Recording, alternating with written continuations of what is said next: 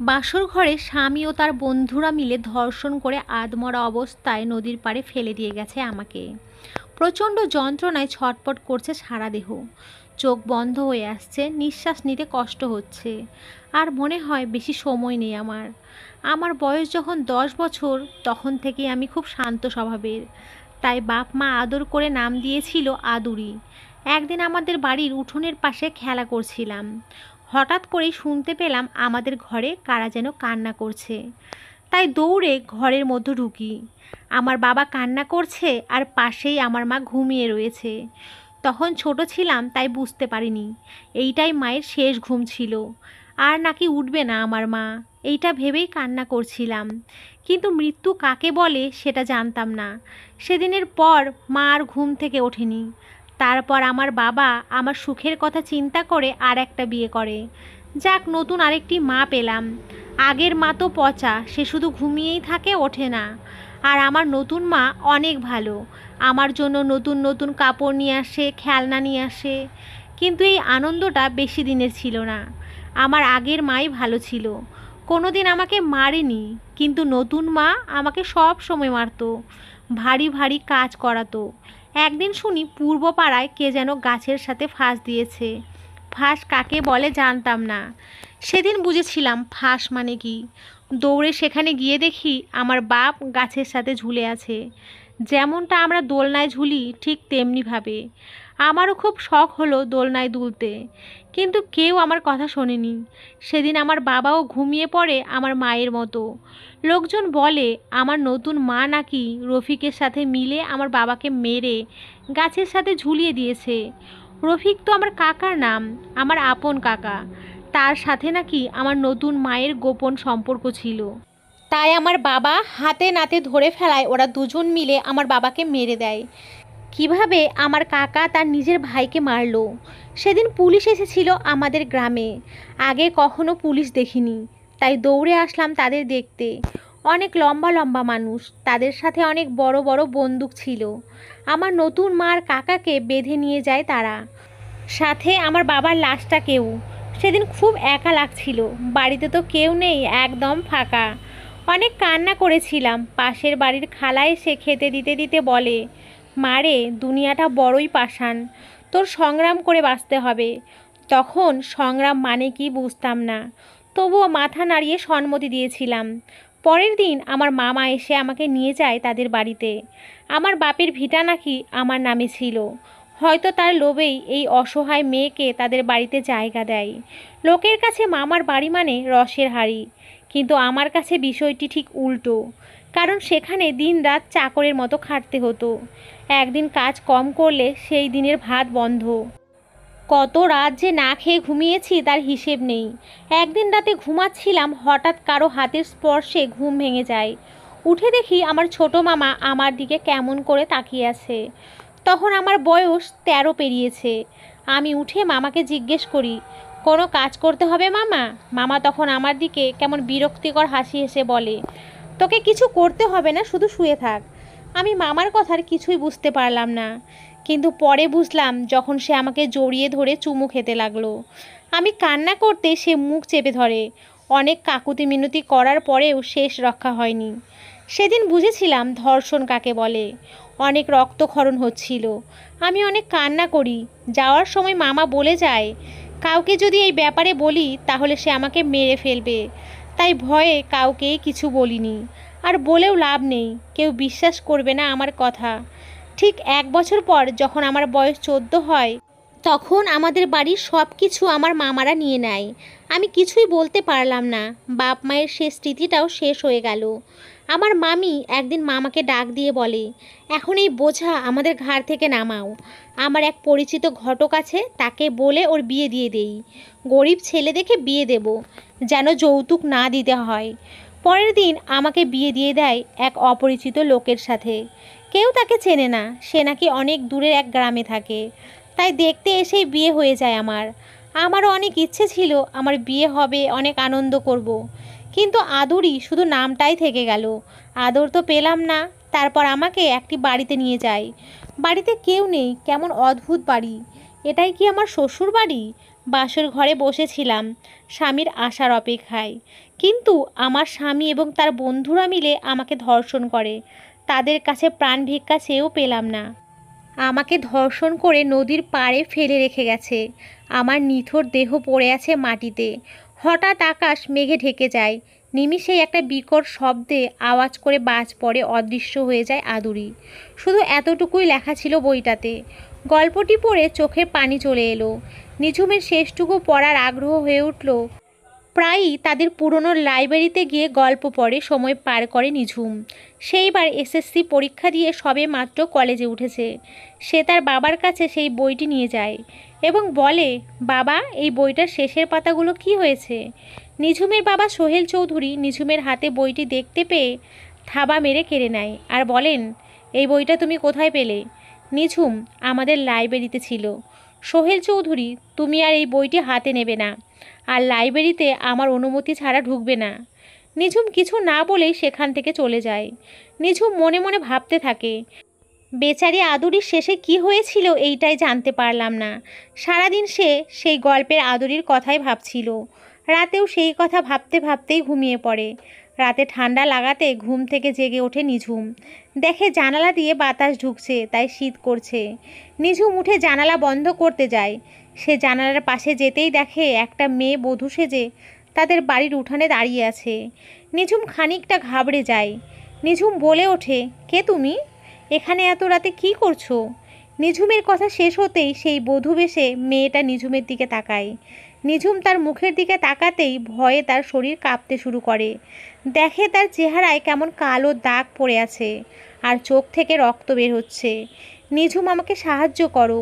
বধূ বেশি মেয়েটার এমন আর্তনাদে নিঝুমকে নাড়িয়ে তুলল, কিন্তু নিঝুম সেই মেয়েটির দিকে তাকাতে সাহস পেল না। সে তাড়াতাড়ি জানালা বন্ধ করে বিছানায় গিয়ে গুটিসুটি মেরে শুয়ে থাকে। রাতটা কোনো রকমে পার করে সে। সকালে উঠে সে এই ব্যাপারে কাউকে কিচ্ছু বলল না। নিঝুম তার নতুন কলেজে যায়। কলেজে আজই তার প্রথম দিন। অনেক উৎসাহ নিয়ে কলেজের মেন গেট দিয়ে ঢুকতেই একটা ছেলে আচমকা কোথা থেকে এসে তার হাত ধরে টানতে টানতে নিয়ে যেতে থাকে। আরে কি করছেন? কে আপনি? আমার সাথে এমন আচরণ করার মানেটা কি? ছেলেটা নিঝুমের কোনো কথা না শুনে তাকে নিয়ে সোজা একদল বখাটে ছেলের কাছে নিয়ে যায়। নিঝুম বুঝে উঠতে পারছিল না এখন তার কি করা দরকার।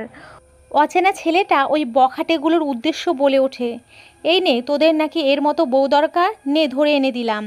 নিঝুম সেই লোকগুলোর দিকে ভালো মতো তাকাতেই সে তাদের চিনতে পারে। কলেজের বাইরে রিক্সা থেকে নামার সময় এই বখাটে ছেলেগুলোই নিঝুমের সাথে খারাপ আচরণ করেছিল। নিঝুম বুঝতে পারে আসলে এর জন্যই ছেলেটা তাকে এভাবে নিয়ে এসেছে। অচেনা ছেলেটা আবারও বলে ওঠে, কি হলো, নিবি না? বখাটেগুলোর মধ্যে একজন, আরিফ ভাই, ভুল হয়ে গেছে আমাদের, দয়া করে মাফ করে দিন, আর এমন হবে না। ও, তার মানে ছেলেটার নাম আরিফ। নিঝুম মনে মনে। আরিফ বখাটেগুলোর উদ্দেশ্য বলে, ওনার কাছে ক্ষমা চা আর 10 বার কান ধরে উঠবস কর। ছেলেগুলো নিঝুমের কাছে এসে ক্ষমা চাইতে থাকে। নিঝুম তো শুধু আরিফের দিকে তাকিয়েই আছে। চিনি না, জানি না, অথচ আমার জন্য কেন এমন করলো? বখাটেগুলো চলে যাওয়ার পর আরিফ নিঝুমের দিকে ভুলেও তাকালো না, সোজা হেঁটে চলে গেল। নিঝুম দাঁড়িয়ে আরিফের চলে যাওয়াই দেখছিল। আরিফ কলেজ থেকে বের হয়ে নিঝুমের চোখের আড়াল হয়ে যায়। আরে, ছেলেটা তো চলে গেল, ধুর, ধন্যবাদটাও দেওয়া হলো না। নিঝুম ছেলেটার কথা চিন্তা করতে করতে ক্লাসে প্রবেশ করে। ভিতরে দেখে সেই বখাটেগুলো অন্য মেয়েদের সাথে খারাপ আচরণ করছিল। নিঝুমকে দেখে ভয়ে যেন তাদের প্রাণ যায় যায় অবস্থা। সাথে সাথে ছেলেগুলো ভদ্র হওয়ার বৃথা চেষ্টা করতে থাকে। নিঝুম তাদের এইভাবে দেখে অনেক মজা পাচ্ছিল, কিন্তু যার জন্য এত কিছু, তার সাথে কথা বলতে পারেনি সে। সেদিন সারা কলেজ ক্যাম্পাস ঘুরে ঘুরে দেখেছে নিঝুম, কিন্তু কোথাও সেই ছেলেটিকে দেখতে পেল না। তাহলে ছেলেটা আসলো কোথা থেকে, আর গেলই বা কোথায়? নিঝুম বাড়িতে ফিরে আসে। বাকি সারাদিন শুধু আরিফের কথাই ভাবে। আরিফের উপর কি মায়ায় পড়ে গেছি আমি। নিঝুম মনে মনে ভাবতে থাকে। গত রাতের কথা একবারও মনে হয়নি নিঝুমের। সেই ভয়ঙ্কর চোখ, সেই অদ্ভুত হাসি, সব ভুলে গেছিল সে। সেদিন রাতে খাবার খেয়ে আবারও ঘুমিয়ে পড়ে নিঝুম। হঠাৎ জানালায় বাড়ি খাওয়ার শব্দে ঘুম থেকে জেগে ওঠে। ঘুম থেকে জেগে উঠতেই এক অজানা ভয় তাকে গ্রাস করে নেয়। হঠাৎ করেই তার গত রাতের কথা মনে পড়ে যায়। নিঝুম কিছুতেই জানালার দিকে যেতে নারাজ, কিন্তু শব্দটা ক্রমশ বাড়তে থাকে। তাই এক পর্যায়ে বাধ্য হয়ে সে জানালার কাছে যায়। জানালার পাশে বা বাড়ির উঠানে সেই দিনের মতো কোনো মেয়ে নেই। নিঝুম স্বস্তির নিঃশ্বাস নিল। তড়িঘড়ি জানালা বন্ধ করতে শুরু করলো। হঠাৎ কেউ তাকে পেছন থেকে, অর্থাৎ তার রুমের ভেতরে, তার মাথার খোলা চুলগুলো সরিয়ে দিল। নিঝুম ঘাবড়ে গিয়ে পিছনে তাকিয়ে দেখে কেউ নেই। নিঝুম বিছানায় এসে শুয়ে পড়ল।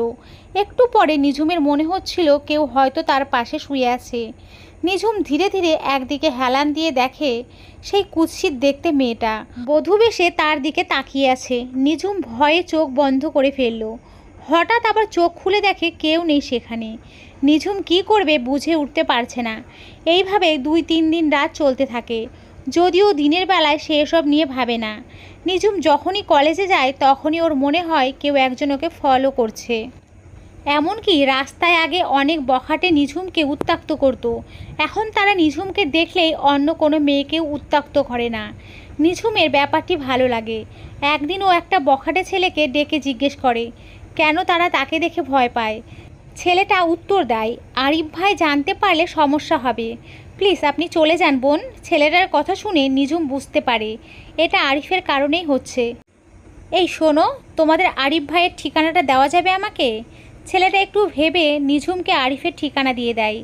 নিঝুম সেই দিন ঠিকানা অনুযায়ী চলে যায় আরিফকে খুঁজতে। রিক্সাওয়ালা তাকে একটা এতিমখানায় নামাই দিয়ে বলে, নেন ম্যাডাম, আপনার ঠিকানা মতো আইয়া পড়ছি। রিক্সা ভাড়া চুকিয়ে নিঝুম ধীরে ধীরে এতিমখানায় প্রবেশ করে। হঠাৎ দূর থেকে একটা ছোট ছেলে নিঝুমকে দেখতে পেয়ে ছুটে আসে। এই ভাবি আইছে রে। বাচ্চাটার কথা শুনেই আরও গোটা 50 বাচ্চা দৌড়ে নিঝুমকে ঘিরে ধরল। নিঝুম বুঝে উঠতে পারছে না তাকে দেখে সবাই ভাবি কেন বলছে। হঠাৎ ঘর থেকে আরিফ বেরিয়ে এসে সব বাচ্চাকে থামিয়ে দেয় আর বলে, যাও তোমরা খেলা করো। নিঝুম, এই বাচ্চারা আমাকে চিনল কেমন করে? আরিফ, আরে ছোটরা কি বলতে কি বলেছে, বিষয়টি ঘুরিয়ে দিয়ে। তা আপনি হঠাৎ এখানে কি মনে করে? নিঝুম, সেদিন আমার এত বড় উপকার করলেন, একটা ধন্যবাদ দেওয়ার সুযোগও দিলেন না, তাই ধন্যবাদ দিতে আসলাম। ও আচ্ছা, প্রথমবার যেহেতু এসেছেন, কি খাবেন বলুন? না আজ না, অন্য একদিন আসবো ইনশাল্লাহ। এই বলে আরিফকে বিদায় জানিয়ে নিঝুম চলে আসে। আরিফ ছেলেটা সত্যিই খুব ভালো, কেমন করে এতিম বাচ্চাদের নিজের করে নিয়েছে। আরিফের কথা যত ভাবে ততই তার প্রেমে পড়ে যায় নিঝুম। সে প্রায় সেই এতিমখানায় যেত। এতিম বাচ্চাদের নিঝুমও আপন করে নিয়েছে। আরিফ তো আগে থেকেই নিঝুমকে চায়, সেটা নিঝুম ভালো মতো জানতো, কিন্তু কেউ কাউকে কিছুই বলতে পারেনি। নিঝুম একদিন কলেজে গিয়ে দেখে তার বসার জায়গাতে কে যেন একটা গোলাপ রেখে গেছে। নিঝুমের গোলাপ অনেক পছন্দের, তাই সে সেই গোলাপটি তার ব্যাগে নিয়ে নেয়।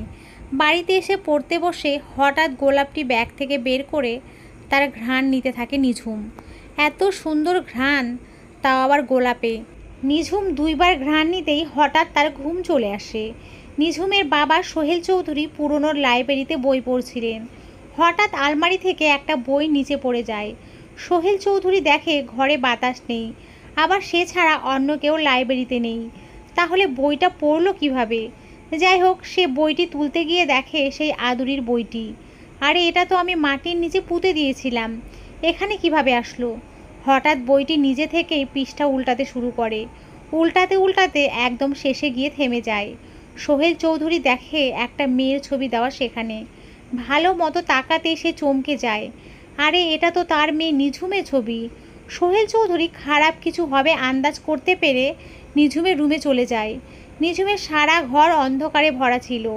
সোহেল চৌধুরী লাইট জ্বালাতে চেষ্টা করলেও দেখে লাইট কেটে গেছে। নিঝুম, মা আমার, তুই কোথায়? সোহেল চৌধুরী মোবাইলের আলোয় দেখতে পেল ঘরের এক কোণায় নিঝুম গুটি সুটি মেরে বসে আছে। সে ধীরে ধীরে এগিয়ে গিয়ে নিঝুমকে ডাকতেই নিঝুম মাথা উঠায়। এটা কি? নিঝুমের সারা মুখে আঘাতের চিহ্ন, মুখ দিয়ে রক্ত বের হচ্ছে। একটা অনেক পুরনো বিয়ের শাড়ি তার গায়ে জড়ানো, চুলগুলো এলোমেলোভাবে রয়েছে। নিঝুম, মা তোর এ কি হাল হয়েছে? পরক্ষণে এক ভয়ানক আওয়াজে পুরো ঘর কেঁপে ওঠে। নিঝুমের মুখে গোঙানির শব্দ, আর কি যেন ফিস ফিস করে বলছে। সোহেল চৌধুরী নিঝুমকে স্পর্শ করাতেই নিঝুম তাকে শূন্যে ছুঁড়ে ফেলে। এত শক্তি একটা স্বাভাবিক মেয়ের শরীরে অসম্ভব। সোহেল চৌধুরী নিঝুমকে বলেন, কি হয়েছে মা তোর? আমি তোর বাবা, তুই এমন করছিস কেন? কে নিঝুম? আমি নিঝুম নই, আমি আদরি। সোহেল চৌধুরী নিঝুমের মুখে এমন কথা শুনে চমকে উঠল। নিঝুম তোর কি হয়েছে? সোহেল চৌধুরী কথার কোনো উত্তর না দিয়ে নিঝুম সোজা বের হয়ে যায়। সোহেল চৌধুরী বাধা দিতে চেয়েও ব্যর্থ হলেন। নিঝুমের গায়ে এক অদ্ভুত শক্তি চলে এসেছে। সোহেল চৌধুরী বুঝতে পারে আদুরির আত্মা ওর শরীরে ভর করেছে। নিঝুম বাড়ি থেকে বের হয়ে হঠাৎ কোথাও মিলিয়ে যায়। সোহেল চৌধুরী দৌড়ে লাইব্রেরিতে আসে এবং সেই বইটা খুঁজতে থাকে। মাত্রই বইটা রেখে গেছেন তিনি, অথচ বইটি আর দেখতেই পাচ্ছেন না। অনেক খোঁজার পর বইটি পেলেন তিনি। এরপর বইটির পাতা উল্টাতে থাকেন, কিন্তু এ কি, বইটির সব পাতা সাদা, কোনো কিছুই দেখা নেই। সোহেল চৌধুরী কি করবেন বুঝেই উঠতে পারছেন না। বইটি পাশের টেবিলে রেখে মাথায় হাত দিয়ে চেয়ারে বসে আছেন। সোহেল চৌধুরী, নিঝুম কোথায় গেল? ওর কোনো ক্ষতি হবে না তো? হঠাৎ তিনি লক্ষ্য করলেন টেবিলে রাখা বইটির পাতা নিজে নিজেই উল্টাচ্ছে। সোহেল চৌধুরী নড়ে চড়ে বসল। বইটির পাতা হঠাৎ একদম শেষের দিকে গিয়ে থেমে গেল। সোহেল চৌধুরী দেখলেন একটা ছেলের ছবি প্রিন্টিং করে দেওয়া সেখানে। ছেলেটাকে তিনি কখনো দেখেননি, তবে এই ছেলেটা কে হতে পারে? ভাবতে ভাবতে কখন যে সকাল হয়ে গেছে বুঝে উঠতে পারেননি। সোহেল চৌধুরী নিঝুমের চিন্তায় সে ক্লান্ত হয়ে পড়ে। হঠাৎ বাইরে থেকে কারো চিৎকার শুনে দৌড়ে বাইরে বের হন সোহেল চৌধুরী। দরজার সামনে একটা মেয়ে রক্তাক্ত অবস্থায় পড়ে আছে, আর সেটা দেখেই তাদের বাড়িতে কাজ করা করিম চাচা চিৎকার দিয়ে উঠেছেন। সোহেল চৌধুরী মেয়েটার পাশে যেতেই দেখে মেয়েটি আর কেউ নয়, তারই মেয়ে নিঝুম। করিম চাচা ও সোহেল চৌধুরী দুজনে ধরাধরি করে নিঝুমকে ঘরে নিয়ে যায়। নিঝুমের জ্ঞান ফিরলে সে কিছুই বলতে পারে না তার সাথে কি হয়েছিল। শুধু বলে নিঝুম প্রায় রাতেই একটা মেয়েকে বধূ সেজে তার উঠানে চলাচল করতে দেখে। সোহেল চৌধুরী বুঝে যায় এটা আদুরির আত্মা ছাড়া আর কেউ নয়। সে বুঝতে পারে সেই দিন ভুলের জন্য আজ এই বিপদ। সেই দিনটা ছিল রবিবার। সোহেল চৌধুরী একজন বই প্রিয় লোক। প্রায় সে নতুন নতুন বই কিনে আনে, আর সেগুলো শোভা পায় তার পুরনো লাইব্রেরিতে। ঠিক সেদিনও বই কিনতে একটা অদ্ভুত দোকানে যায়। সেখানে গিয়ে দুইটা বই কেনেন তিনি। যখন তিনি ফিরে আসছিলেন, ঠিক সেই সময় তার নজরে যায় ধুলোবালি জমা একটা পুরনো বইয়ের দিকে। তিনি বইটা হাতে নিতেই দোকানদার তাকে সেই বইটি দিতে অস্বীকার করে। কিন্তু সোহেল চৌধুরীর এক কথার লোক, তিনি একবার যেহেতু বলেছেন তাই সে বইটা কিনে নেয়, এক প্রকার জোর করে। সেই দিন বইটা বাড়িতে নিয়ে এসে তার স্ত্রী নিঝুমের মাকে দেখালে সাবিনা বেগমের ইচ্ছে জাগে বইটি পড়বে। বইটার নাম যে কাউকে আকৃষ্ট করতে সক্ষম হয়। বইটার নাম আদুরি। সেদিন রাতে মিসেস সাবিনা বেগম বই পড়ছিলেন। পাশেই তার 3 বছরের মেয়ে নিঝুম ঘুমাচ্ছিল। বইটার নিষিদ্ধ কিছু কথা পড়ার পরপরই হঠাৎ মিসেস সাবিনা বেগম দেখতে পায় তাদের বাড়ির উত্তরের জানালার পাশে একটা মেয়ে দাঁড়িয়ে আছে। মেয়েটার গায়ে বধূর সাজ, যদিও ময়লা পোশাক। সাবিনা বেগম এগিয়ে যান বিষয়টা দেখতে, কিন্তু রাতের অন্ধকারে ভালো মতো দেখা যাচ্ছে না। হঠাৎ সেই বধূ বেশে মেয়েটা মিসেস সাবিনা বেগমের দিকে তাকাতেই তার শরীর থমকে যায়। সাবিনা বেগমের চোখ ওই মেয়েটার চোখে চোখ পড়তেই চোখ আটকে যায়। সাবিনা বেগমের চোখ দিয়ে অনবরত রক্ত বের হতে থাকে। সোহেল চৌধুরী অফিস থেকে ফিরে রুম খুলতেই দেখতে পায় সাবিনা বেগমের নিথর দেহ। চোখগুলো খোলা অবস্থায় রয়েছে। পুরনো কথাগুলো ভাবতে ভাবতে দীর্ঘশ্বাস নিয়ে সোহেল চৌধুরী নিঝুমের পাশে বসে। এই বইটার জন্য নিঝুমের মায়ের মৃত্যু হয়েছে, এখন আবার নিঝুমের এই অবস্থা। সোহেল চৌধুরী নিজেকে দোষী মনে করছেন। সে বইটা অনেকবার দূরে ফেলে দিয়ে আসলেও হঠাৎ করে তার লাইব্রেরিতে বইটা আবার কোথা থেকে চলে আসে। নিঝুম একটু সুস্থ হলে বিকালে আরিফের সাথে দেখা করতে তার এতিমখানায় যায়। আরিফ পত্রিকা পড়ছিল। নিঝুম তার কাছে যেতেই পত্রিকাটা পাশে রেখে নিঝুমের সাথে গল্প করে। নিঝুম গত রাতের সকল ঘটনা এবং তার মায়ের মৃত্যুর রহস্য সব বলে আরিফের কাছে। আরিফ সব কথা শুনে অবাক হতে থাকে এবং আদুরির জীবন কাহিনী শুনে আরিফ, আচ্ছা নিঝুম, শেষ পর্যন্ত কি আদুরি মারা গিয়েছিল? নিঝুম, জানি না, বইয়ে শুধু এতটুকুই লেখা ছিল। আর কাল রাতে শেষবার যখন বইটি খুলেছিলাম তখন একটা অপরিচিত লোকের ছবি দেওয়া ছিল সেখানে। আরিফ নিঝুমকে বসিয়ে চা বানাতে যায়। হঠাৎ নিঝুমের পাশে থাকা পত্রিকার দিকে চোখ জেদে চিৎকার দিয়ে উঠল। আরিফ দৌড়ে নিঝুমের কাছে গেল। আরিফ, কি হয়েছে তোমার? নিঝুম, এই পত্রিকার দিকে দেখো, এই সেই লোক যাকে আমি কাল রাতে আদুরি বইয়ে দেখেছি। আরিফ পত্রিকা হাতে নিয়ে দেখে গত রাতে সেই ব্যক্তিকে কে বা কারা নির্মমভাবে হত্যা করেছে। নিঝুম ঘাবড়ে যায়। আজ তাকে যখন তার বাবা দরজার সামনে পড়ে থাকতে দেখে, তখন নিঝুমের শরীরে রক্তাক্ত অবস্থায় ছিল। লোকটাকে আমি মেরেছি, নিঝুম হঠাৎ বলে উঠল। আরিফ, কি যা তা বলছো তুমি? নিঝুম, হ্যাঁ, তুমি ভালোভাবে ছবির লাশটার দিকে তাকাও, দেখো পাশে আমার ওড়না পড়ে আছে। হয়তো সে আমার শরীরে ভর করে লোকটাকে মেরে দিয়েছে। নিঝুম কান্না করতে থাকে আর নিজেকে খুনি ভাবতে থাকে। আরিফ নিঝুমকে বলে সেই বইটা সে দেখতে চায়। নিঝুম আরিফকে তাদের বাড়িতে নিয়ে আসে। সেই পুরনো লাইব্রেরিতে ঢোকে। লাইব্রেরিতে ঢুকতেই নিঝুমের বাবা সোহেল চৌধুরী আরিফের দিকে তাকিয়ে অবাক হয়ে যায়। আরে এটাই তো সেই ছেলে যার প্রিন্টিং বইটাতে সে দেখেছিল। সোহেল চৌধুরী আরিফের হাত ধরে ফেলে। আরিফ চমকে যায় লোকটার এমন কর্মকাণ্ড দেখে। নিঝুম আরিফের দিকে তাকিয়ে বলে, উনি আমার বাবা। আরিফ কৃতজ্ঞতা সহকারে সালাম দিল সোহেল চৌধুরীকে।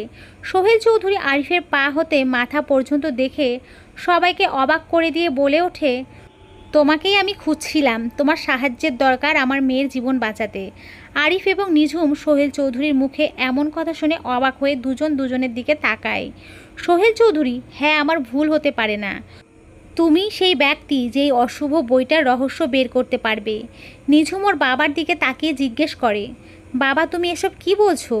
আর তুমি আরিফকে চিনলে কেমন করে? সোহেল চৌধুরী নিঝুম ও আরিফকে সেদিন রাতের ঘটনা খুলে বলে। এই বইয়ের সাথে নিশ্চয়ই আরিফের কোনো সম্পর্ক আছে, না হলে ওর প্রিন্টিং আঁকা থাকবে কেন এই বইয়ে? আরিফ অধীর আগ্রহে অপেক্ষা করছিল কখন সেই আশ্চর্য বইটি সে দেখতে পারবে। তাই নিঝুমকে ইশারায় বলে বইটা সে দেখতে চায়। নিঝুম আর ওর বাবা মিলে পুরো লাইব্রেরি খোঁজে, কিন্তু বইটা পায় না। হঠাৎ করে আরিফ লক্ষ্য করে লাইব্রেরির ঠিক কোনায় একটা বই পড়ে আছে। সে আগ্রহ নিয়ে বইটি তুলে নিলে অবাক করে দিয়ে পুরো ঘরটা অন্ধকার হয়ে যায়। আবহাওয়াটাও বদলে যায়। সাথে সাথে ঝড় হাওয়ায় সারা লাইব্রেরিতে থাকা বই এদিক সেদিক পড়তে থাকে। আরিফ আধো আলোয় দেখতে পায় বইটার খাপে সুন্দর করে বড় বড় করে লেখা আছে আদুরি। নামটা আগেও শুনেছি, মনে মনে আরিফ বলে ওঠে। এই নামটা এত পরিচিত লাগছে কেন তার? মনে হচ্ছে অনেক দিনের চেনা কারো নাম এটা। হঠাৎ আরিফের হাতে থাকা বইটার পাতা নিজে নিজেই উল্টাতে থাকে। আরিফ অবাক হয়ে দেখে একটা লোকের মাথাবিহীন ছবি প্রিন্টিং করা আঁকা। ছবিটা দেখে আরিফ চমকে ওঠে। বইটি তার হাত থেকে পড়ে যায়। ঘর অন্ধকার হওয়াতে তিনজন পৃথক পৃথক জায়গাতে রয়েছে। হঠাৎ নিঝুমের চিৎকার শুনে আরিফ দৌড়ে তার শব্দ অনুসরণ করে সেদিকে যায়। এ কি, নিঝুমের পাশে পড়ে আছে সোহেল চৌধুরীর মাথাবিহীন নিথর দেহ, আর পাশে একটা ধারালো দা হাতে দাঁড়িয়ে আছে নিঝুম। আরিফ দৌড়ে গিয়ে নিঝুমের চেতনা ফেরালো। এটা কিভাবে হলো? আরিফ নিঝুমকে জিজ্ঞেস করতেই নিঝুম জ্ঞান হারিয়ে ফেলে। আরিফ বুঝে উঠতে পারছে না এখন তার কি করা উচিত। পুলিশকে জানাবে? কিন্তু পুলিশ এসে তো নিঝুমকে খুনি ভেবে ধরে নিয়ে যাবে। আমি তো জানি নিঝুম তার বাবাকে খুন করতে পারে না। আরিফ ভেবে ভেবে দিশাহারা হয়ে যাচ্ছে। নিঝুমের মুখে পানির ছিটা মারলে আস্তে আস্তে চোখ খোলে নিঝুম। পাশেই তার বাবার লাশ দেখে আর্ত চিৎকারে ফেটে পড়ে নিঝুম। আরিফ তাকে সান্ত্বনা দিয়ে বলে, এইটাতে তোমার কোনো দোষ নেই, কিন্তু এইভাবে আর কারো প্রাণ যেন না যায়। সোহেল চৌধুরীর মৃতদেহ আরিফ ও এতিম বাচ্চাদের সাথে নিয়ে দাফন সম্পন্ন করে দেয়। নিঝুম অনেক ভেঙে পড়েছে, তার বাবার খুন তার হাতে হয়েছে। সে নিজেকে কি করে ক্ষমা করবে? আরিফ নিঝুমের পাশে বসে বলে, যা হয়েছে সব দুর্ঘটনা, তোমার তাতে কোনো হাত নেই। তোমার কোনো ক্ষতি বা অন্য কারো ক্ষতি করার আগেই আমি চাই এই বইটার রহস্য বের করব। নিঝুম আরিফের কথায় একটা দীর্ঘশ্বাস ফেলে। সেদিন রাতে আরিফ নিঝুমকে একা ছাড়তে চাইল না, তাই ওকে সাথে নিয়ে এতিমখানায় আসে। রাতে হঠাৎ পাশের রুম থেকে চিৎকারের শব্দে আরিফের ঘুম ভেঙে যায়। পাশের রুমে তো নিঝুম রয়েছে, ওর আবার কিছু হলো না তো? দৌড়ে রুমের দিকে এগোতেই আরিফ দেখতে পায় তার সামনে একটা মেয়ে বধূ বেশে দাঁড়িয়ে আছে। অনেক চেনা কেউ। মেয়েটার দিকে তাকিয়ে আরিফের চোখ আটকে গেছে। আরিফের সারা শরীরে অজানা আনন্দে ভরে উঠছে। এ যেন এক অদ্ভুত সুখ, এই আনন্দ আগেও হয়েছে আরিফের, কিন্তু কোথায় হয়েছে মনে নেই তার। আরিফ নিজেকে সেই অচেনা কিন্তু পরিচিত মুখের দিকে তাকিয়ে নিজেকে হারিয়ে ফেলছে। মেয়েটা তার দিকে মায়াময় দৃষ্টিতে তাকিয়ে আছে। কে এই মেয়ে? আরিফের মনে এই প্রশ্ন ঘুরপাক খাচ্ছে। মেয়েটার অদ্ভুত সুন্দর মুখের হাসি, চোখের কোণে জমে থাকা পানি হতে 2 ফোঁটা তার গালে পড়াতে আরও মায়াবতী লাগছে তাকে। আমাকে চিনতে পেরেছো? মেয়েটার মুখে এমন কথা শুনে হক চকিয়ে গেল আরিফ। সে নিঝুমের কথা ভুলে গেছে পুরো। আরিফ, তোমাকে না চিনলেও কেন জানি মনে হচ্ছে তুমি আমার 1000 বছরের চেনা কেউ। মেয়েটার মুখের হাসির তেজ আরও একটু বেড়ে গেল, চোখে মুখে তার আনন্দের ছায়া, হয়তো 1000 বছরের হারিয়ে যাওয়া প্রিয় জিনিস ফিরে পাওয়ার আনন্দ। আমি আদুরি, তোমার আদুরি। হ্যাঁ, শুধু তোমার। আরিফ আদুরির কথা শুনে তার চোখের মায়ায় নিজেকে হারিয়ে ফেলেছে। হঠাৎ নিঝুমের ধাক্কায় আরিফের হুঁশ ফিরে আসে। আরিফ, তুমি এখানে কি করছো? নিঝুম বলে ওঠে। আরিফ, একটা মেয়ে ছিল এখানে, ওকে দেখে মনে হয়েছে অনেক দিনের চেনা কেউ। নিঝুম, কিন্তু এখানে তো কোনো মেয়ে নেই, আর ছিলও না। আরিফ ভাবল হয়তো তার মনের ভ্রম হতে পারে, তাই আর কথাটা এগিয়ে না নিয়ে নিঝুমকে বলে আরিফ, নিঝুম, তুমি চিৎকার দিয়েছিলে কেন? নিঝুম, আমি একটা খারাপ স্বপ্ন দেখেছি। একটা লোককে আমি ছাদ থেকে ধাক্কা মেরে ফেলে দিয়ে মেরে ফেলেছি। এটা দেখার পর চিৎকার দিয়ে উঠি। আরিফ নিঝুমকে সান্ত্বনা দিয়ে ঘুমাতে পাঠিয়ে দিয়ে নিজের রুমে ফিরে আসে। তার মনে শুধু একটা কথাই ভাসছিল, একটু আগে যেই মেয়েকে দেখলাম, এটা কি সত্যিই আমার মনের ভুল, নাকি সত্যি করেই আদুরি এসেছিল? আর কে বা এই আদুরি, যার নামটাই এত পরিচিত লাগে? এটা নিঝুমের পড়া সেই বইটার আদুরি নয় তো আবার? আরিফ এই কথা মনে করার সাথে সাথে উঠে সে বইটার কাছে গেল। ড্রয়িং রুমে টেবিলে রাখা ছিল বইটা। ড্রিম লাইটের আলোয় দেখা যাচ্ছিল বইয়ের মোড়কে লেখা আদুরি নামটা। বইটা স্পর্শ করার আগেই আচমকা বইটা টেবিল থেকে নিচে পড়ে যায়। আজব ব্যাপার, ঘরে তো কোনো প্রকার বাতাস নেই, তাহলে বইটা পড়ল কিভাবে? বইটা হয়তো আরিফের হাতে ধরা দিতে চায় না, কিন্তু আরিফও নাছোড়বান্দা। সে নিচু হয়ে বইটা তুলতে যাবে, তখনই বইটা নিজেই পেজ উল্টাতে থাকে। প্রতিবারের মতো এবারও শেষে গিয়ে থেমে যায়, আর একটা অচেনা লোকের পেন্টিং দেখা যায়। লোকটাকে কেমন চেনা চেনা লাগছে। আরে হ্যাঁ, মনে পড়েছে, এটা তো কার্তিক দা, মনে মনে বলল আরিফ। লোকটা হিন্দু হলেও আরিফকে অনেক ভালোবাসতো। এই তো সেদিন রাতেও এতিমখানার জন্য কতগুলো টাকা দিয়ে গেল। কিন্তু লোকটার একটা বিষয় ভালো ঠেকে না আরিফের, সে প্রায়ই আরিফকে একটা ফাইলের কথা বলে। সেদিন এসেও আরিফকে ডেকে বলল, কার্তিক, এই আরিফ ভাই, তুই কিভাবে ভুলে গেলি সেই ফাইলের কথা? ওটাতে আমার অনেক দরকারি কাগজ ছিল, তুই একটু মনে করে দেখ না ভাই, কোথায় রেখেছিস ফাইলগুলো? আরিফ, আরে কার্তিক দা, তুমি কোন ফাইলের কথা বলো, আমি নিজেও জানি না, আর এমন কোনো ফাইল নেইও আমার কাছে। সেদিন কার্তিক আরিফের সাথে রাগারাগি করে সেখান থেকে বের হয়ে যায়। কয়েকদিন হলো সে আসেও না। আরিফ এইগুলো ভাবতে ভাবতে বইটা পাশে রেখেই ঘুমিয়ে পড়ে। সকালে কেউ এসে খবর দেয় কার্তিক নাকি মারা গেছে, গত রাতে ছাদ থেকে লাফিয়ে আত্মহত্যা করেছে। কিন্তু পুলিশ বলছে এটা আত্মহত্যা না, এটা নাকি মার্ডার। পাশেই নিঝুম শুনছিল সব। দৌড়ে আরিফের কাছে এসে কার্তিকের ছবি চায় নিঝুম। আরিফ মোবাইল বের করে নিঝুমকে কার্তিকের ছবি দেখায়। ছবির দিকে তাকিয়ে নিঝুম থমকে যায়। নিঝুম, আরিফ, আবারও কারো খুন করেছি আমি। কাল রাতে স্বপ্নে আমি এই লোকটাকে ছাদ থেকে ধাক্কা মেরে ফেলে দিয়েছিলাম। আরিফ, নিঝুম, এটা তো স্বপ্নে দেখেছো, কিন্তু প্রশ্ন একটাই, কাল রাতে কার্তিকের ছবি বইটাতে দেখা, তোমার স্বপ্নে কার্তিককে দেখা, নিশ্চয়ই কোনো সম্পর্ক আছে এই বইটার সাথে। আরিফ আর নিঝুম সারাদিন এই কথা ভাবে। সেই রাতে আরিফ আর নিঝুম একসাথে বসে গল্প করছে।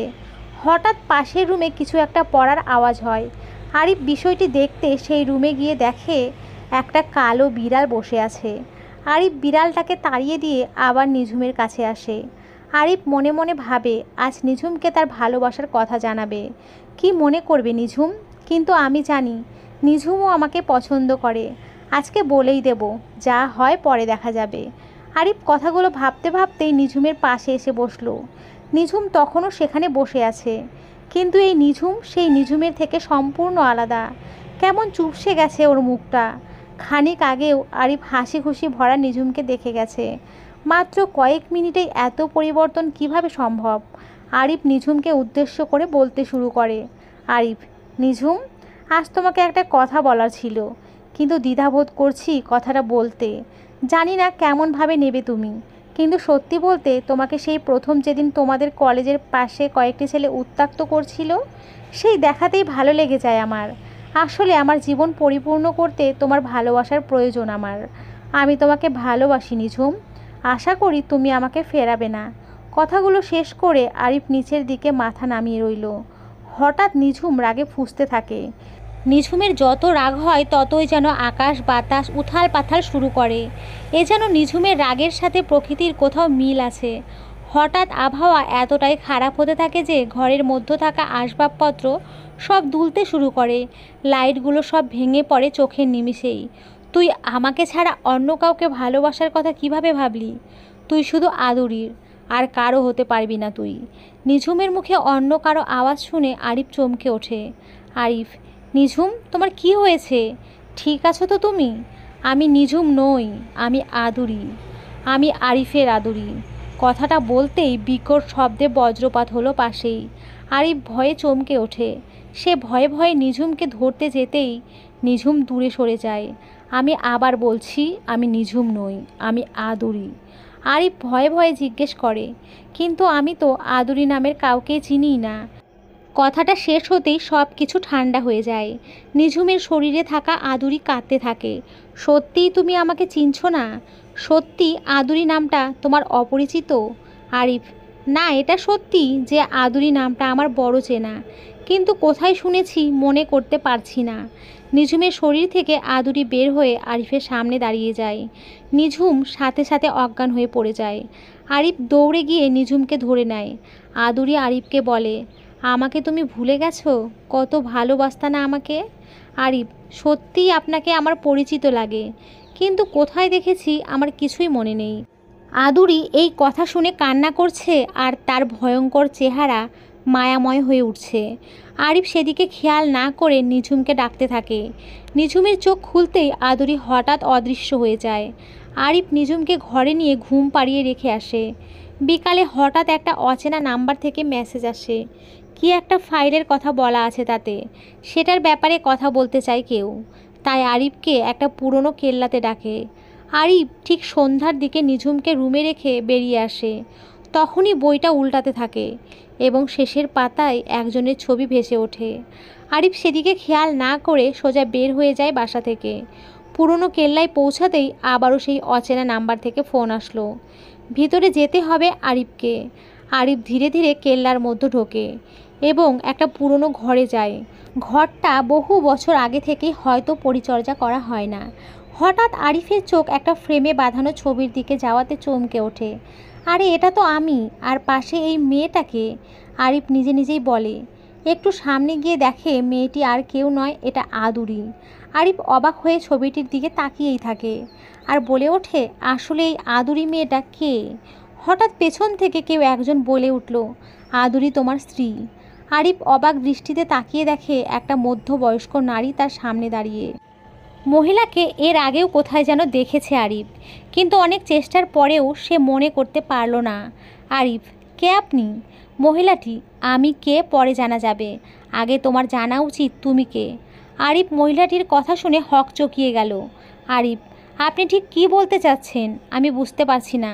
মহিলা, সব বুঝিয়ে দিচ্ছি, আগে এটা জেনে রাখো, তোমার নাম কিন্তু আরিফ নয়। তোমার আসল নাম বীর সোহরাব চৌধুরী, আর তুমি এই কেল্লার জমিদারের একমাত্র সন্তান। আরিফ চমকে গেলেও মহিলা তাকে আটকালো না। মহিলাটি আবার বলতে থাকে, আজ থেকে 25 বছর আগে জমিদার মোতাহার চৌধুরীর ঘর আলো করে জন্ম নেয় একটা ফুটফুটে ছেলে সন্তান। তার নাম শখ করে রাখা হয় সোহরাব চৌধুরী।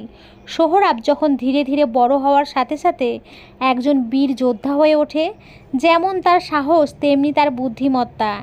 একদিন এলাকায় ঘুরতে গিয়ে ঝড়ের কবলে পড়ে বীর সোহরাব। ঝড়কে উপেক্ষা করে ঘোড়া ছুটিয়ে আসছিল। হঠাৎ নদীর পাড়ে একটা মানুষকে পড়ে থাকতে দেখে তিনি তার কাছে যায়। কাছে গিয়ে দেখে একটা মেয়ে, সারা শরীর রক্তে ভেজা, মনে হয় মারা গেছে। হঠাৎ জোরে একটা বজ্রপাত হওয়াতে মেয়েটার শরীর চমকে ওঠে। সোহরাব বুঝতে পারে মেয়েটা বেঁচে আছে, তাই তাকে ঘোড়ায় উঠিয়ে নিয়ে চলে আসে মহলে। মহলে নিয়ে সে অল্প দিনে সেরে ওঠে মেয়েটা। তার নাম জিজ্ঞেস করলে সে বলে তার নাম আদুরি। ধীরে ধীরে ভালো সম্পর্ক তৈরি হয় সোহরাব ও আদুরির মধ্যে। একদিন হঠাৎ সোহরাব আদুরির আসল পরিচয় জানতে চাইল। তার সাথে সেদিন কি হয়েছিল সব জানার ইচ্ছে হলো তার। আদুরি একটু চুপ হয়ে যায়। সে বলতে লাগলো তার পুরনো স্মৃতিগুলো, তার মা বাবা মরে যাওয়া, তার মামার বাড়ি থেকে বড় হওয়া, পরিশেষে তার বিয়ে হয়েছিল এবং সেই বিবাহিত স্বামী এবং তার বন্ধুরা মিলে তাকে ধর্ষণ করে নদীর পাড়ে ফেলে রেখেছিল। সব বলতে বলতে চোখ অশ্রুসিক্ত হয়ে যায় আদুরির। সোহরাব তার আলতো হাতের ছোঁয়ায় চোখের পানি মুছে দেয়, আদর করে জড়িয়ে নেয় বুকে। সোহরাব আদুরিকে বিয়ের প্রস্তাব দেয়। আদুরিও হ্যাঁ বলে দেয়। সে যে ভালোবেসে ফেলেছে সোহরাবকে। বিয়ের পর অনেক সুখেই কাটছিল দিনগুলি। একদিন হঠাৎ আদুরি বাগানে গিয়ে ফুল গাছের পরিচর্যা করছিল। হঠাৎ পিছন থেকে কেউ ওর হাত ধরে নেয়। আদুরি চমকে উঠে তাকিয়ে দেখে তার আগের স্বামী মহিম এবং তার বন্ধুরা দাঁড়িয়ে তার দিকে রাগী দৃষ্টিতে তাকিয়ে আছে। আদুরি চিৎকার দিয়ে উঠল। সোহরাব চিৎকার শুনে বাগানে এসে দেখে আদুরির হাত ধরে আছে মহিম। সোহরাব দৌড়ে গিয়ে মহিমকে ধাক্কা মেরে সরিয়ে দিয়ে আদুরিকে বুকে টেনে নেয়। মহিম বিষয়টি দেখে চমকে ওঠে। আসলে মহিম আদুরির আগের স্বামী, সোহরাবের আপন ফুফাতো ভাই।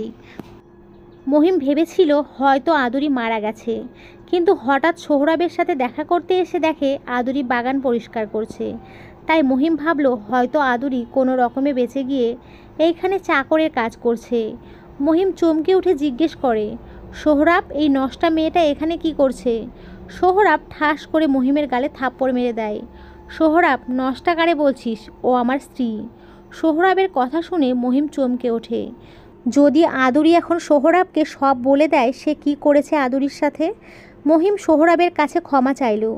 আদুরি যখন শুনে মহিম সোহরাবের ফুফাতো ভাই, তখন সোহরাব কষ্ট পাবে, তাই পুরনো ঘটনা চাপা রেখে দেয় মনের ভেতরে।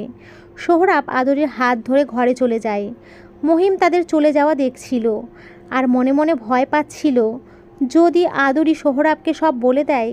কিন্তু কয়েকদিন পার হয়ে গেলেও আদুরি সোহরাবকে কিছুই বলেনি দেখে মহিম মনে মনে খুশি হয়ে যায়। একদিন সোহরাব তার এলাকায় ঘুরছিল। কখন যে রাত হয়ে গেছে বুঝতে পারেনি সে। বাড়ির পথে পা বাড়াতেই মহিমের এক বন্ধুর সাথে দেখা হয় সোহরাবের। মহিমের এই বন্ধুটাও সেদিন আদুরিকে ধর্ষণ করেছিল। সে সোহরাবের কাছে বলে আদুরি একটা পতিতা, সে অর্থের বিনিময়ে দেহ বিক্রি করে খায়, আর তাকে আপনি বিয়ে করেছেন। সোহরাব কথাগুলো শুনে রেগে আগুন হয়ে যায়। মহিমের বন্ধু বলে, বিশ্বাস না হলে আপনি মহলে যান, সব নিজের চোখেই দেখতে পাবেন। সোহরাব মহিমের বন্ধুকে আটক করার নির্দেশ দেয়। সোহরাব বাড়িতে ফিরে নিজের ঘরে যেতেই চমকে ওঠে। দেখে তার ফুফাতো ভাই মহিমের সাথে শুয়ে আছে আদুরি। সোহরাবের মাথায় আকাশ ভেঙে পড়ে। কি করবে বুঝে উঠতে পারছে না সে। তার সারা শরীর ঘেমে গেছে। বন্দুকটি হাতে নিয়ে সজোরে আঘাত করে মহিমকে। মহিম নিচে পড়ে যেতেই আদুরি ঘুম থেকে জেগে ওঠে। আদুরি বুঝতে পারছিল না তার সাথে কি হচ্ছে, কেন সোহরাব এমন করছে। সোহরাব মহিমকে পিটিয়ে এলাকা থেকে বের করে দেয়। আর নির্দোষ আদুরি, যে কিনা জানেই না তার কাছে মহিম কখন এসে শুয়ে আছে। সোহরাব আদুরির উদ্দেশ্য বলল, তুই একটা নষ্টা মেয়ে, তোকে বিশ্বাস করাটাই ভুল ছিল আমার। যা, এই মহলে তোর মতো নষ্টা মেয়ের জায়গা নেই। আদুরির রেশমি কালো চুল কেটে দিয়ে অনেক অপমান করে মহল থেকে বের করে দেয়। অশ্রুসিক্ত নয়নে আদুরি বের হয়ে আসে মহল থেকে। একা একা পথ চলতে থাকে আদুরি। দিন ফুরিয়ে রাত হয়ে আসে। আদুরি ক্লান্ত ভরা শরীরে একটা গাছের গুঁড়ির সাথে হেলিয়ে দেয়। হঠাৎ মহিম এবং তার বন্ধুরা আদুরিকে ঘিরে দাঁড়ালো। আদুরি কান্না করতে করতে বলল, কি ক্ষতি করেছি আপনার?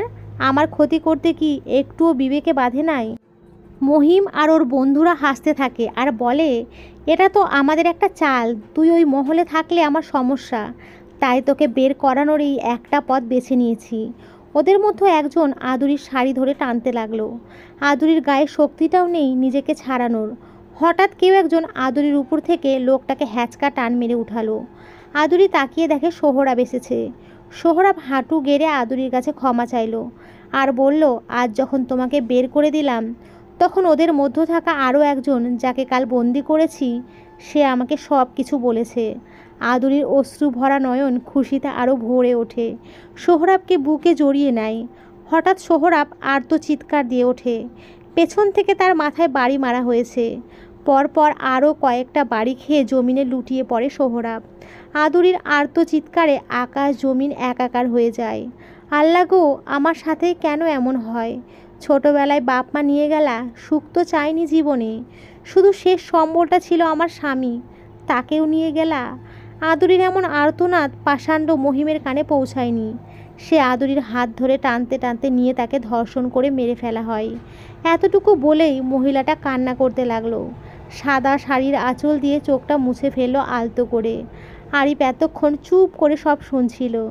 সে ভাষা হারিয়ে ফেলেছে, কি বলবে। আরিফ, তারপর সোহরাব কি মারা গিয়েছিল? মহিলাটি সোহরাব আর কেউ নয়, তুমি নিজেই বীর সোহরাব চৌধুরী। তোমার মাথায় আঘাতের কারণে তোমার স্মৃতিশক্তি হারিয়ে ফেলেছ। আরিফ বিশ্বাস করতে পারে না, কিন্তু না বিশ্বাস করেও পারছে না। সে তো তার পরিচয় বা তার পরিবার চেনে না। একটা লোক তাকে হাসপাতাল থেকে এই এতিমখানায় এনে কাজ দিয়েছে। তাছাড়া গত কয়েকদিনের ঘটনা, আদুরির নামের সেই অদ্ভুত মেয়েটা, নিশ্চয়ই এর সত্যতা আছে। মহিলাটি আরিফের হাতে একটা ফাইল দেয় আর বলে, এই ফাইলটি অনেক কষ্টে আগলে রেখেছি। এখানে তোমার সব সম্পত্তির দলিল আছে। আরিফ বুঝতে পারে কার্তিক হয়তো এই ফাইলটির কথাই তাকে বারবার বলতো। তার মানে কার্তিকের সাথে আমার আগে থেকেই সম্পর্ক আছে। মহিলাটি আরিফের কাছ থেকে বিদায় নেয়। যাওয়ার আগে সে তার পরিচয় দেয়, এই মহিলাটা আর কেউ নয়, আরিফ অর্থাৎ বীর সোহরাব চৌধুরীর মা। এই কথা বলেই মহিলাটি হঠাৎ অদৃশ্য হয়ে যায়। আরিফ বুঝতে পারে তার মা মারা গেছেন। আরিফ দ্রুত সেই কেল্লা থেকে বের হয়। সে ভাবে হয়তো সেই বইটাতে আরও কিছু লেখা থাকতে পারে তার বিষয়ে। বইটার বাকি অংশ আমাকে পড়তেই হবে। ভাবতে ভাবতে আরিফ বাসায় চলে আসে। ঘরে নিঝুমকে দেখছিল না। সে ভাবে হয়তো নিঝুম বাইরে গেছে। আরিফ সোজা সেই বইটার কাছে যায়। দেখে মেঝেতে খোলা অবস্থায় পড়ে আছে বইটা। পাশে যেতেই চমকে ওঠে আরিফ। বইয়ের একদম শেষের পাতায় নিঝুমের প্রিন্টিং। আরিফ ঘাবড়ে যায়। তাহলে কি নিঝুমের কোনো বিপদ হলো? আরিফ নিঝুমকে খুঁজতে লাগলো। সারা বাড়িতে খোঁজার পরেও নিঝুমকে না পেয়ে আরিফ দিশেহারা হয়ে যায়। তাহলে কি নিঝুমের কোনো বিপদ হলো? হঠাৎ অচেনা নাম্বার থেকে আরিফের ফোনে কল আসে। ফোন রিসিভ করতেই ওপাশ থেকে কেউ একজন বলে ওঠে, কী খবর বীর সোহরাব চৌধুরী? আরিফ অবাক হয়ে জিজ্ঞেস করে, কে আপনি? আর আমার নাম যে সোহরাব ছিল সেটা আপনি কেমন করে জানলেন? অচেনা লোক। আমি কে তা তুমি ভালো করেই জানো সোহরাব। তার আগে নিজের ভালোবাসার মানুষের কথা একবার ভাবো। আরিফ, তার মানে নিঝুম আপনার কাছে? দয়া করে ওর কোনো ক্ষতি করবেন না। আরিফের কথা শুনে লোকটা ফোনের ওপাশ থেকে হাসতে লাগলো। লোকটা, মারবো না, কিন্তু তোকে এর জন্য আমাদের কিছু দিতে হবে। আরিফ, আপনি যা চান সব পেয়ে যাবেন, শুধু আমার নিঝুমের কোনো ক্ষতি করবেন না। লোকটা, আমার তেমন কিছু চাই না, শুধু তোর সব সম্পত্তির কাগজ আর সব আমার নামে লিখে দিবি ব্যাস। আরিফ লোকটার কথায় রাজি হয়ে যায়। লোকটা তাকে একটা ঠিকানা দেয় আর সেখানে আরিফকে কাগজসহ আসতে বলে। আরিফ বেরিয়ে পড়ে সাথে সাথেই। লোকটার দেওয়া ঠিকানায় যখন পৌঁছায় তখন প্রায় মধ্যরাত। আরিফ দেখতে পায় একটা খুব পুরনো ভাঙা বাড়ি। সে ভিতরে প্রবেশ করতেই দেখে অনেকগুলো গুন্ডা পান্ডা এবং তাদের মাঝখানে একটা লোক বেশ জাঁকজমকপূর্ণ পোশাকে বসে আছে। মনে হচ্ছে এই কল দিয়েছিল আরিফকে। আরিফ সামনে যেতেই নিঝুমকে বাধা অবস্থায় নিয়ে আসা হয় সেখানে। আরিফ নিঝুমের দিকে তাকাতেই নিঝুম কান্না শুরু করে দেয়। আরিফ ওকে সান্ত্বনা দেয়, তোমার কিচ্ছু হবে না, আমি আছি তো। নিঝুম খানিকটা স্বস্তির নিঃশ্বাস ফেলে। বসে থাকা লোকটা উঠে আসে। লোকটা, কি বীর সোহরাব চৌধুরী, চিনতে পেরেছো আমায়? আরিফ কিছুই বলে না, কিন্তু কোথায় যেন লোকটাকে দেখেছে। আরিফের হাতে কলম দিয়ে বলে, এই কাগজে একটা সই করে দাও। আরিফ নির্দ্বিধায় সই করে দেয়। তারপর আরিফ নিঝুমের হাত ধরে নিয়ে আসছিল। হঠাৎ পেছন থেকে আরিফকে কেউ একজন লাথি মেরে ফেলে দেয়। আরিফ, আরে ভাই, আপনারা যা চাইছিলেন তা তো দিয়েছি। লোকটা, কিন্তু আমার পুরনো একটা হিসাব যে এখনও বাকি। আর হ্যাঁ, আমি মহিম, সেই মহিম যাকে ঘাড় ধাক্কা দিয়ে মহল থেকে বের করে দিয়েছিলি। এত কিছুর পরেও তোকে কি করে বাঁচতে দিব বল? আরিফ বুঝতে পারে তার মা এই মহিমের কথাই বলছিল, যে এখন তার সামনে দাঁড়িয়ে। আরিফ, দেখুন আপনি কে আর আমি কে, আমি আদৌ সোহরাব কি না সেটা আমি জানি না, বা মনে নেই কিছু। মহিম আরিফের কথা শুনে হাসতে থাকে। মহিম: হ্যাঁ, সেটা আমি অবশ্য শুনেছি। আর আজ দেখলাম, আমি যখন বিদেশে চলে যাই তখন হঠাৎ কার্তিক আমাকে কল দিয়ে বলেছিল সোহরাব এখন বেঁচে আছে, কিন্তু সোহরাবের আগের কোনো কিছুই মনে নেই। তাই তোর সব সম্পত্তি আমার নামে করে নেওয়ার জন্য আর সম্পদের কাগজের জন্য কার্তিক ও সাহেবকে তোর সাথে সাথে থাকতে বলি। কিন্তু যখন শুনলাম কার্তিক আর সাহেব দুজনেই মারা গেছে, তখন বুঝলাম সোহরাব প্রতিশোধ নিচ্ছে। তাই এসেছি আমি তোর জম হয়ে। এই কথা বলেই মহিম একটা ধারালো ছুরি নিয়ে আরিফের দিকে এগিয়ে যায়। আরিফ তথা বীর সোহরাবের স্মৃতিশক্তি চলে যাওয়াতে শক্তি সাহস দুটোই চলে গেছে। যখন মহিম আরিফের খুব কাছাকাছি চলে আসে এবং আরিফের বুকে ছুরি চালাতে যাবে, ঠিক তখনই আরিফ যেন বদলে যায়।